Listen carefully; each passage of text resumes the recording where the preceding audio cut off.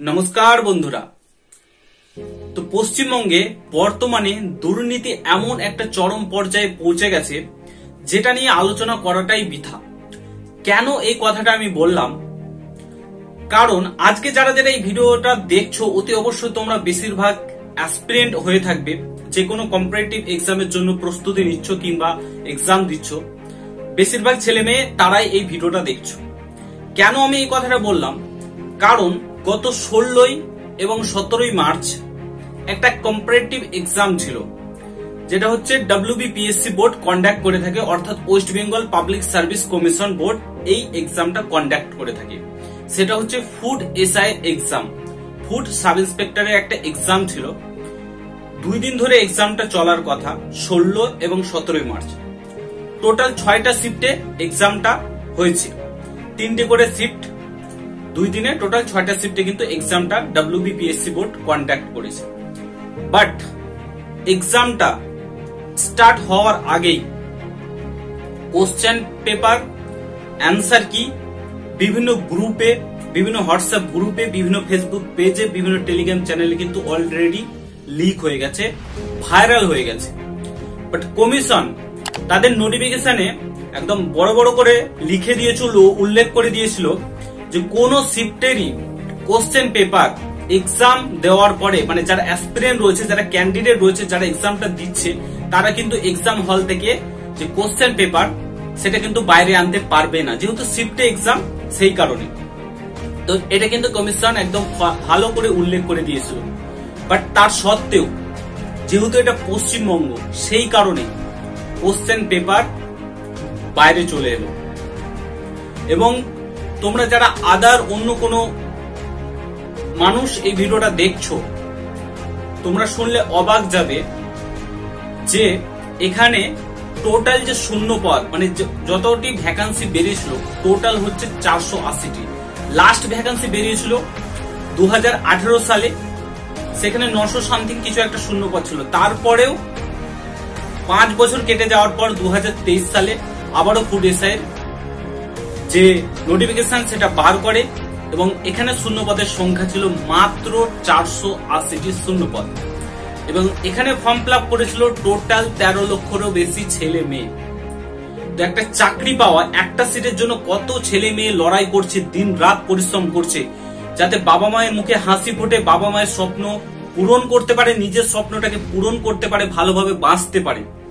সেই কারণে দিন রাত পরিশ্রম করে পড়াশোনা করে সে একদম যারা সিরিয়াস ক্যান্ডিডেট রয়েছে তারা এই এক্সামটা দিতে যায়। বাট গিয়ে সেখানে কি দেখে? টুকলি করছে। যেমন তোমার মাধ্যমিক, উচ্চ মাধ্যমিক পরীক্ষা চলাকালীন যেমন ছোট ছোট ছেলে ভাই বোনেরা মানে টুকলি করে, স্বাভাবিক ব্যাপার, ঠিক সেম জিনিস ঘটছে। এক্সাম হলে মোবাইল নিয়ে ঢুকছে, যেখানে একদম টোটালি ব্যান করা রয়েছে ইলেকট্রনিক গ্যাজেট। এক্সাম হল থেকে এক্সাম শেষ হওয়ার আগেই বলো, এক্সাম শেষ হওয়ার পরেই বলো, বেঞ্চে বসে ছবি তুলে সেটাকে ভাইরাল করছে, বাইরে আনছে। কোশ্চেন পেপার অলরেডি বাইরে চলে এসছে, 6টা শিফটের question paper already leak out হয়ে গেছে। তো বর্তমান যুগে, বর্তমানে পশ্চিমবঙ্গে এইসব ঘটে চলেছে। তার সত্ত্বেও প্রশাসন না এই দিকে কান দিচ্ছে। সামনে লোকসভা নির্বাচন, বেশি কিছু বলতে গেলে প্রবলেম হবে, বাট এইসব দিকে কিন্তু কেউ কান দেবে না। একজন অ্যাসপিরেন্টকে জিজ্ঞাসা করো, একজন অ্যাসপিরেন্টের কথা ভাবো, সে সারা রাত সারা দিন ধরে পরিশ্রম করে, পড়াশোনা করে, গত কয়েক বছর ধরে সে পরিশ্রম করছে এই জবটা যাতে তার হয়। সিট সংখ্যা মাত্র 480টি এবং ফর্ম ফিল আপ করেছে 13 লক্ষেরও বেশি। সেইখানে দাঁড়িয়ে এই পরিস্থিতি, কোশ্চেন বাইরে চলে আসে। তো বর্তমানে কি আদেও একটা অ্যাসপিরেন্ট, একটা ছেলে কিংবা একটা মেয়ে চাকরি পাবে? বর্তমান যুগে দাঁড়িয়ে চাইলে পশ্চিমবঙ্গে সিবিটি এক্সাম করাতে পারে। সিবিটি এক্সাম কি?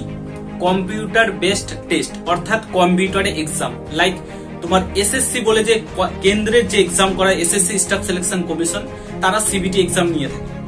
তারা যদি নিতে পারে, সেটা ওয়েস্ট বেঙ্গলের ছেলেমেয়েরাও দেয় সেখানে গিয়ে, তারা যদি নিতে পারে, সেখানে 40 থেকে 45 লাখ ছেলে মেয়ের এক্সাম তারা নিতে পারছে। আর পশ্চিমবঙ্গে মাত্র 13 লক্ষ ছেলে মেয়ের এক্সাম সিবিটি এক্সাম করাতে পারে না, তাহলে তো এই যে কোশ্চেন পেপার লিকের ভয়টা তো থাকে না।